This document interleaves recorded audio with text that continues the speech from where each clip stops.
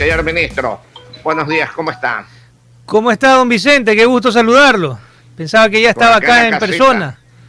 No, todavía no, hasta no vacunarnos, ya estamos más cerca, porque usted sabe, ya estamos... Bueno, usted está dentro de los grupos de tercera edad, me imagino.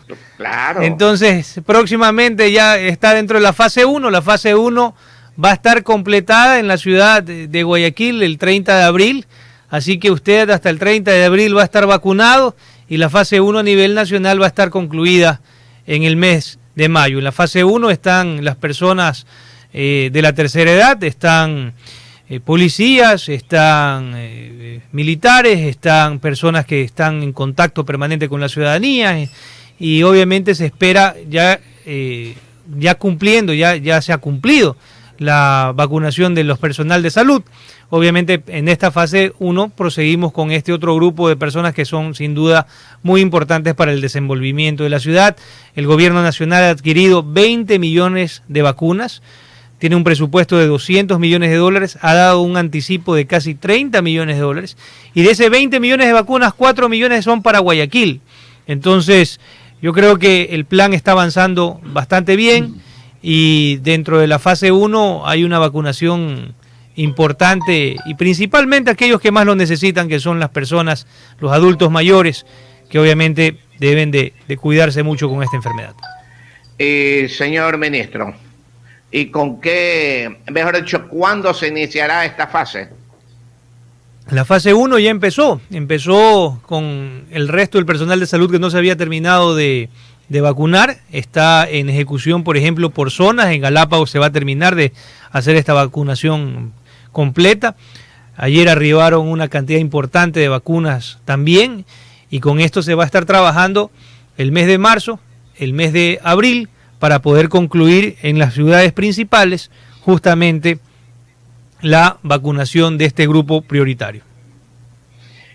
Faltan 19 minutos para las 9 de la mañana, 19 para las 8. Señor ministro, una preguntita. Se capturaron a los sospechosos de los atentados en el Triunfo. Nos informan de que se movilizaban en bicicleta. ¿Qué hay de verdad?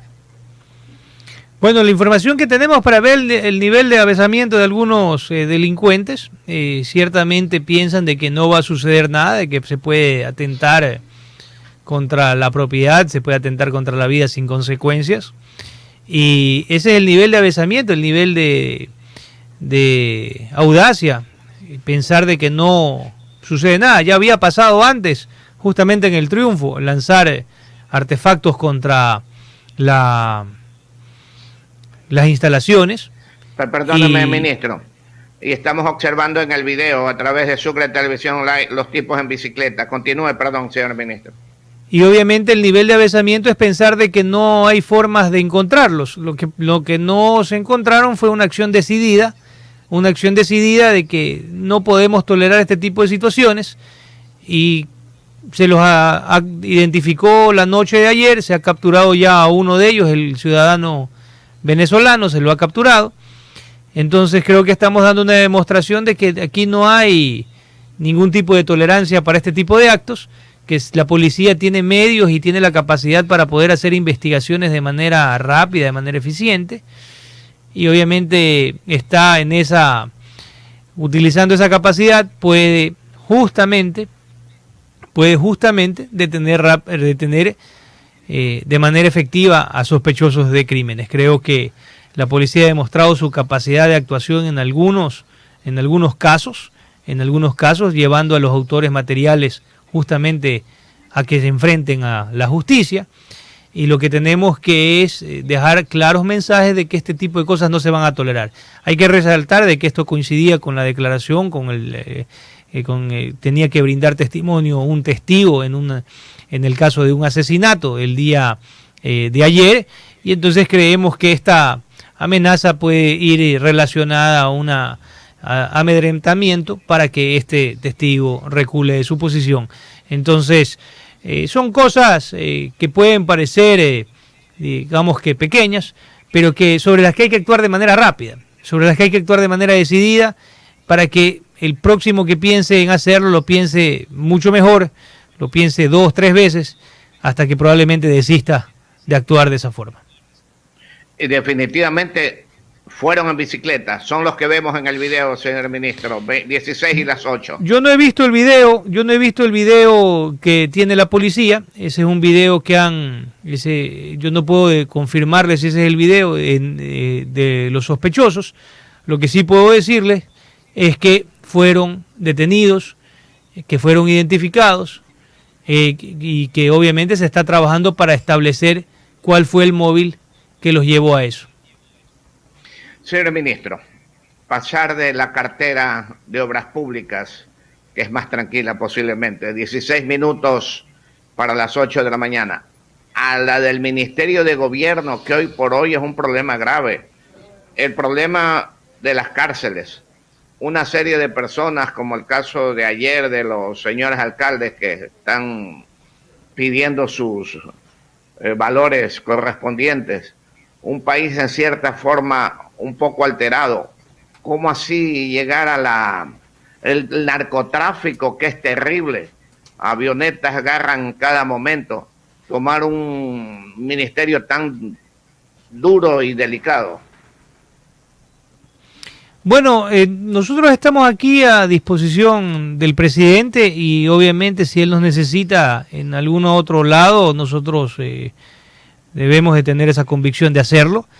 La repentina salida del ministro Pazmiño por un tema de salud obviamente ocasionó un vacío en este cargo, y dentro de los nombres surgió el mío.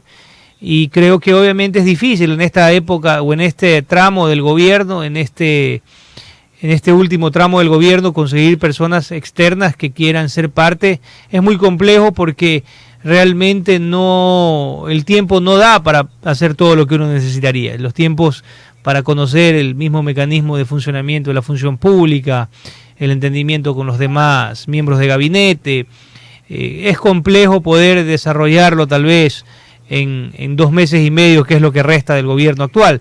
Entonces, ante esa situación y entendiendo obviamente que las cosas, los proyectos que estábamos encaminando y que estamos trabajando en el Ministerio de Transporte y Obras Públicas están completamente encaminados, que están completamente, digamos que direccionados a una conclusión positiva. Entonces, simplemente el tener ese vacío y necesitar llenarlo con alguien de confianza y con alguien que obviamente está presto a servir a los ciudadanos, creo que eso es lo que nos lleva a estar el día de hoy aquí. En todos estos casos, 14 minutos para las 8 de la mañana, investigaciones, revuelta de reos en diferentes cárceles, ¿cómo van esas investigaciones? El caso Ruales, ¿cómo van estas investigaciones? 13 para las 8. Bueno, en el caso Ruales ya hay detenidos los autores materiales, se ha encontrado el arma que se utilizó para este cruel asesinato. Se ha avanzado en torno a las investigaciones de una manera muy rápida en ese caso, y obviamente se han logrado encontrar y detener a como lo dije, a los autores materiales. Obviamente necesitamos entender quién es el autor intelectual de eso, y está en parte ya, y queda mucho de lo que el testigo, el sospechoso, no es testigo, aquí es el sospechoso, puede aportar a la investigación, y que obviamente pueda dar indicios de quién fue el que lo contrató, quién fue el que lo contactó para hacer esta operación. Entonces, tenemos que insistir sobre eso, pero lo más probable es que termina en una circunstancia, digamos que en una callejón sin salida, porque estos sicarios pues normalmente no revelan el nombre de de aquellos quienes lo contratan. Entonces se está trabajando, se ha trabajado muy rápido en el tema carcelario, se han tomado medidas. Es un problema que viene de muchísimo tiempo atrás.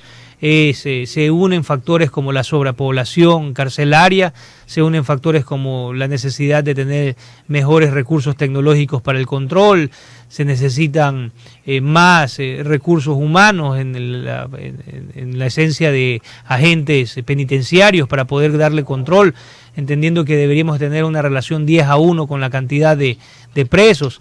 Son temas que ir resolviendo. Mire, un dato muy curioso es que nosotros tenemos alrededor de 1.600 policías dispuestos en las cárceles del país en lo que es seguridad perimetral, porque la policía no tiene competencia para estar dentro de las cárceles a menos que suceda un evento, obviamente, que obligue al ingreso.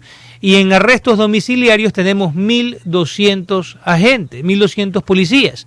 Imagínense lo que le cuesta al país, $300 por día tener que cuidar a un preso domiciliario, a un arresto domiciliario. Esas son cosas que tenemos que cambiar, porque bien podrían servirnos parte de esos 1.200 uniformados para poder dar más seguridad en las calles, para poder dar reforzamiento en otras áreas. Entonces, son cosas que debemos de cuestionar. Tenemos proyectos importantes que va a dejar el Ministerio de Gobierno, como la construcción de 100 UPCs, cuyo contrato ya está firmado por $111 millones, que van a ser en diferentes cantones del país, que obviamente faltaba un proceso que estamos ya solucionándolo en este momento, básicamente la contratación de la fiscalización para que pueda este contratista empezar ya con la construcción.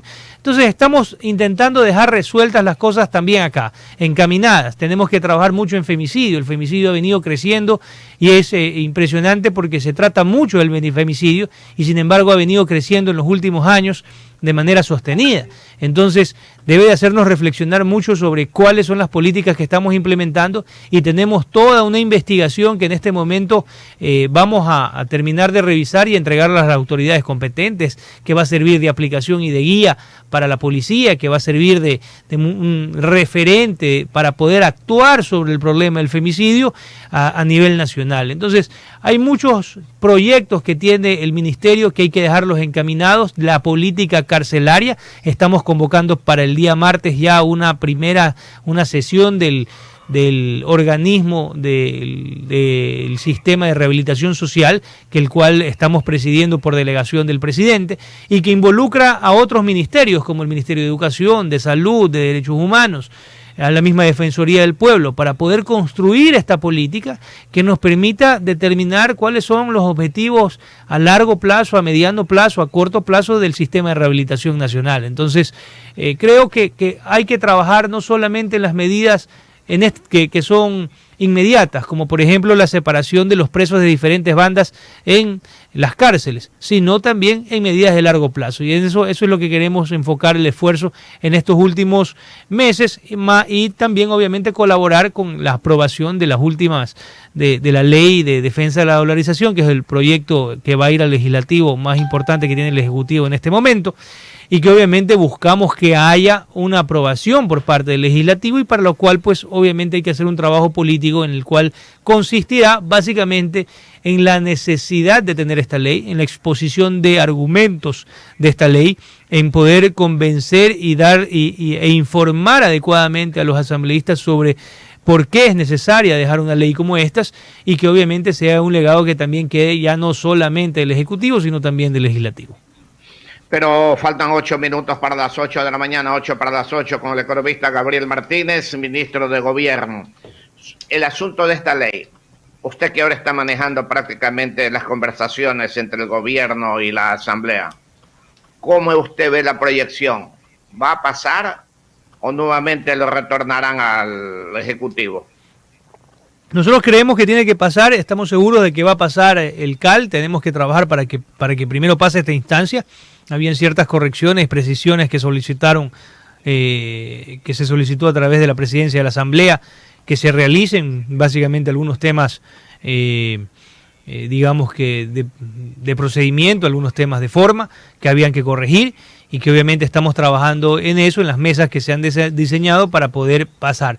Debe de pasar del CAL, eso es lo apropiado, eso es lo correcto, y una vez que entre y que obviamente pase al legislativo, pueda también ser mejorado, pueda también recibir las contribuciones de los asambleístas y ser mejorado el espíritu y obviamente la amplitud y el alcance que tenga esta ley. Entonces debemos de trabajar, lo que se está haciendo ahorita es corregir aquellas fallas que tuvo el primer envío, que obviamente provocó que el CAL devuelva esta ley, que solicite que se lo reenvíe, vamos a corregir esto de aquí, obviamente luego que pase ya la discusión, tiene que pasar primero a la comisión pertinente dentro de la Asamblea, y una vez que pase a esta comisión y se trate, creo que va a ser sujeto de mejoras, de perfecciones y obviamente de una discusión que solamente va a servir para tener un mejor producto. Creo que es importante trabajar conjuntamente con la Asamblea para tener al final del día una mejor ley, una ley más robusta, que va en torno a defender algo con lo que creo que el país a nivel nacional, indistintamente de las posturas políticas, está de acuerdo. Estamos todos de acuerdo en sostener el modelo de dolarización, un modelo que ha permitido el crecimiento económico, que ha permitido el desarrollo y el crecimiento personal y patrimonial de muchísimos individuos a nivel nacional, y que obviamente nadie discute eso.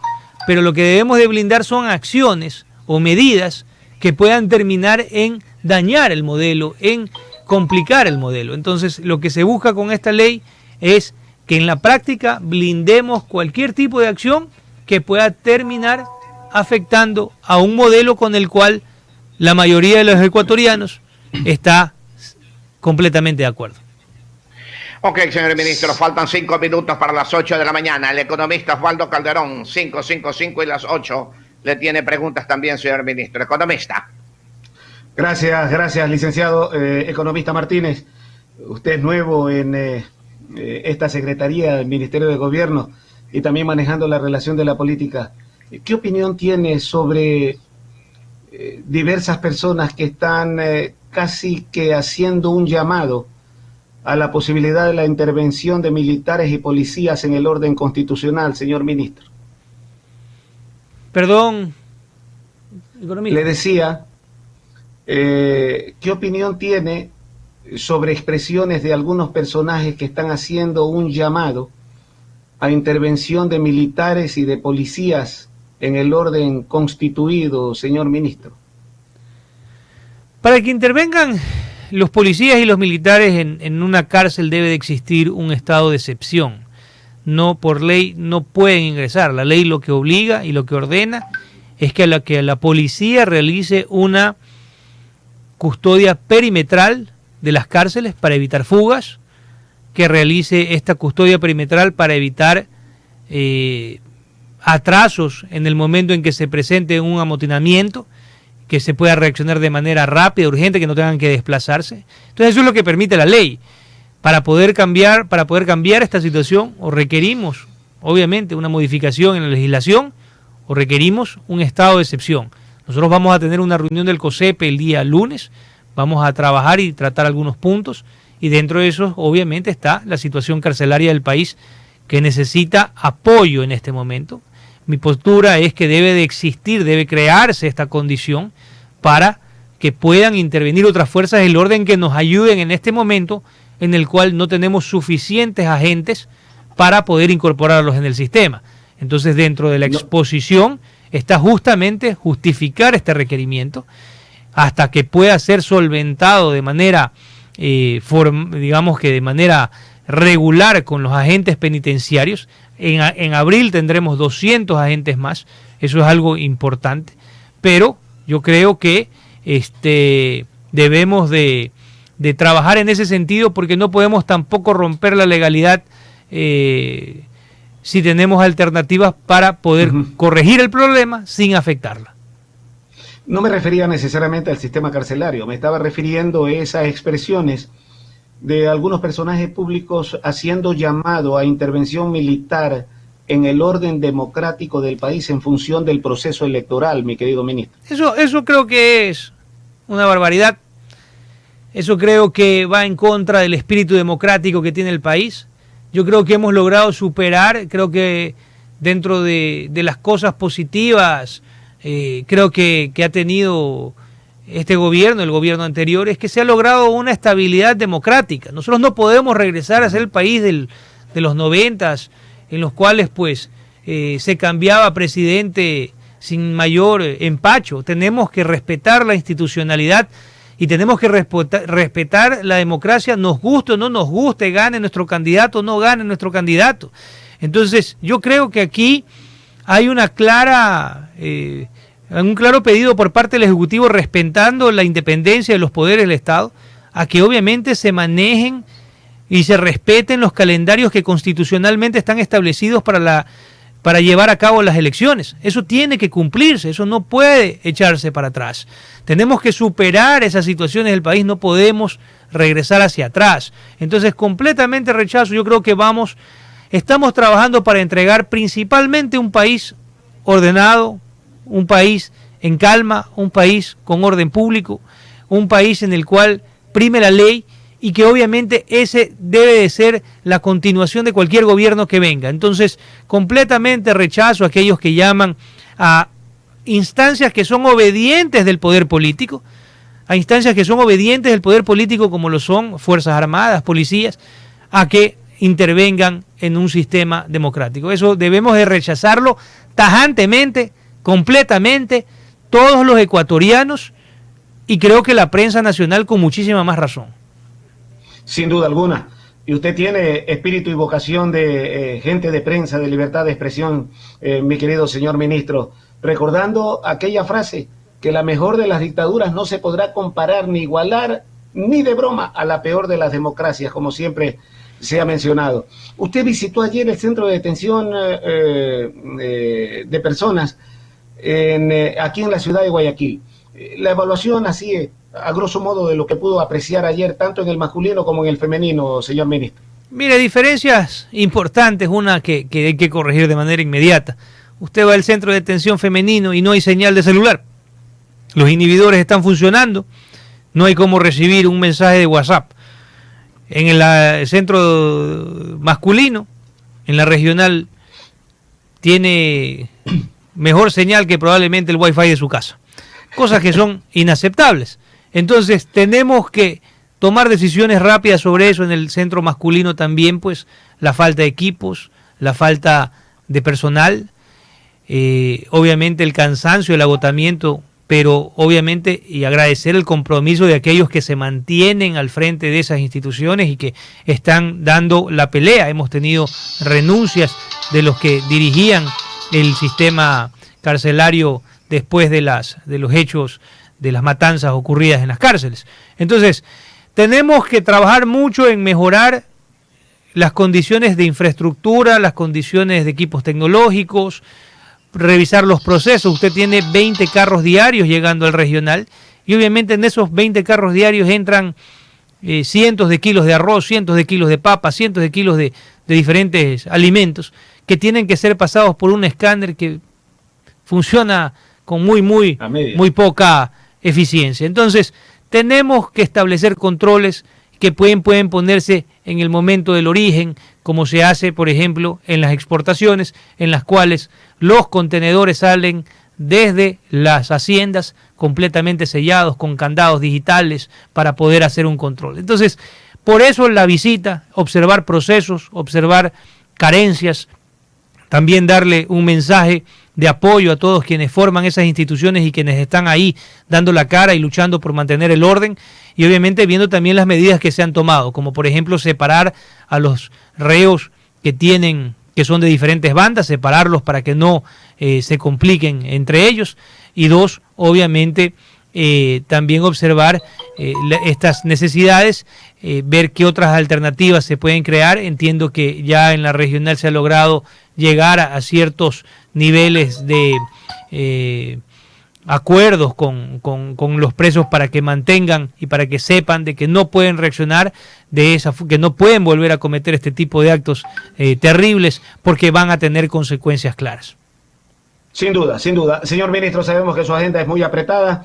Muchísimas gracias por su presencia aquí a través de Radio Sucre y el éxito del caso en su gestión, señor ministro. Muy amable. Gracias, muy amable.